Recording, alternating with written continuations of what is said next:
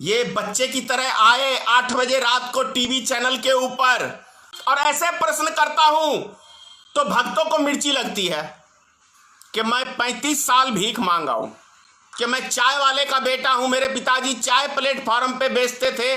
जो अंधभक्त को कभी सच्चाई नहीं सुनना चाहते, कभी सच्चाई का सामना नहीं करना चाहते हैं, इस बुरे दौर से गुजर रहा है, ये हम सब देख रहे हैं।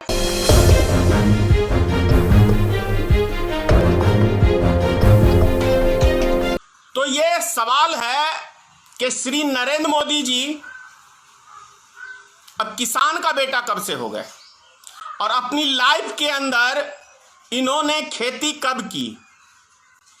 श्री नरेंद्र मोदी जी एक टीवी इंटरव्यू पे कहते हैं कि मैं 35 साल भीख मांगा हूं। दूसरे टीवी इंटरव्यू में कहते हैं कि मैंने 40 साल भिक्षा मांग के खाया है। उसके बाद ये अपने आप को चाय वाले का बेटा कहते हैं कि मैं चाय वाले का बेटा हूं, मेरे पिताजी चाय प्लेटफॉर्म पे बेचते थे तो मैं चाय लेकर ट्रेन में चाय चाय चाय चाय चाय चाय चिल्लाया करता था। ये सब बातें तो मान लेते हैं, लेकिन मोदी जी ने कभी ये नहीं कहा कि मैं 35-40 साल हल भी चलाया हूं, किसान की खेती भी किया हूं। ये थोड़ा सा प्रश्न है मेरा अंधे भक्तों से ज्यादा, जिनके दिमाग में गोबर भरा हुआ है, कभी वो सही चीज उनको पसंद नहीं आती, सही बात उनको हजम नहीं होती। तो मैं प्रूफ के साथ आपको दिखा रहा हूं, देख लीजिए। अब ये बताओ कि इन्होंने खेती किस जमाने में की, 40 साल इन्होंने भीख कब मांगा, तो इन्होंने 12वीं की परीक्षा कब दी। फिर थोड़े दिन पहले आपने देखा होगा कि अमित शाह जी ने उनकी डिग्री दी, बीए की डिग्री, एमए की डिग्री। सोचने की बात है प्रिय मित्रों के, जो व्यक्ति 35 या 40 साल भीख मांग के खाया, वो पढ़ाई कब किया। पढ़ाई किया तो अपने बाप की चाय की दुकान पे कब गया। हिमालय पर्वत पे एक प्रधानमंत्री बने थे तो इनका एक जीवनी आया था, हिमालय पर्वत के ऊपर ये तपस्या करने कब चले गए श्रीमान नरेंद्र मोदी जी। और जब वहां चले गए तो आरएसएस के दफ्तर में झाड़ू कब ये लगाते थे। बहुत सारे प्रश्न हैं और ऐसे प्रश्न करता हूं तो भक्तों को मिर्ची लगती है। अब लगती है तो उसमें मैं क्या कर सकता हूं कि यदि वो सच्चाई सुनना ही नहीं चाहते हैं तो उसमें मेरी कोई गलती नहीं है। आज के टाइम के अंदर यदि दुनिया में कोई सबसे मुश्किल काम है तो सच बोलना है और उसको सच को समझना और उसको स्वीकार करना, ये एक उससे भी बड़ा काम है।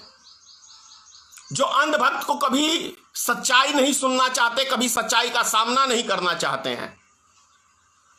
देश के हालात किस बुरे दौर से गुजर रहा है, ये हम सब देख रहे हैं।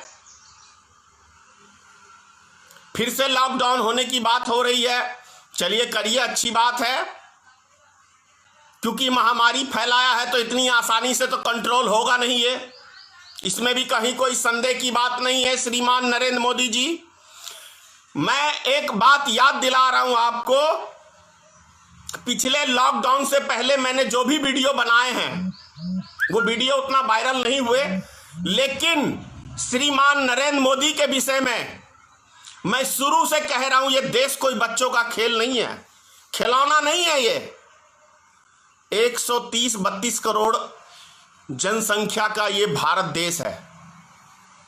इसको चलाने के लिए बहुत बड़े माथा की जरूरत होती है। 132 करोड़ लगभग पॉपुलेशन है भारत के अंदर। इसको चलाने के लिए बहुत संयम, बहुत धैर्य और बड़े बड़े विद्वान जानकार व्यक्तियों की राय मशवरा लेके एक एक कदम तब देश समाज चलता है। ये बच्चे की तरह आए 8 बजे रात को टीवी चैनल के ऊपर और बोल दिए कि आज से हम नोट बंद कर रहे हैं, न सोचा न समझा। इसे ही कहते हैं अनाड़ी का खेलना और खेल का सत्यानाश। नरेंद्र मोदी एक अनाड़ी प्रधानमंत्री है, खिलाड़ी नहीं है।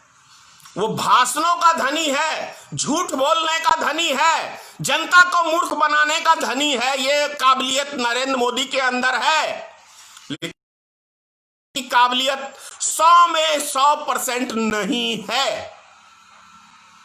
क्योंकि जब ये गुजरात ही चला रहे थे, गुजरात के मुख्यमंत्री थे, तो आप सबको याद होगा जब ये मुख्यमंत्री बने तो गुजरात में भयंकर भूकंप आया, क्योंकि कुदरत ने इशारा दे दिया कि जो गद्दी पे बैठा है आने वाले समय के लिए देश के लिए एक सर्वनाश करने वाला व्यक्ति है।